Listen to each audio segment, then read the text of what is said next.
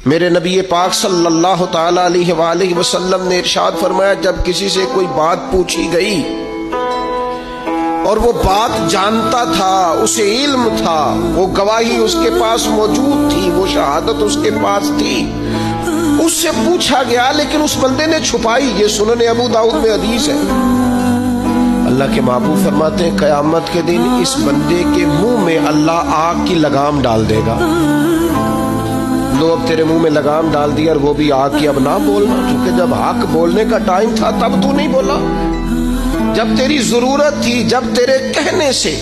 مظلوم بچ سکتے تھے، جب تیرے بات کرنے سے ظالم پکڑے جا سکتے تھے، جب تیرے دو جملے کہنے سے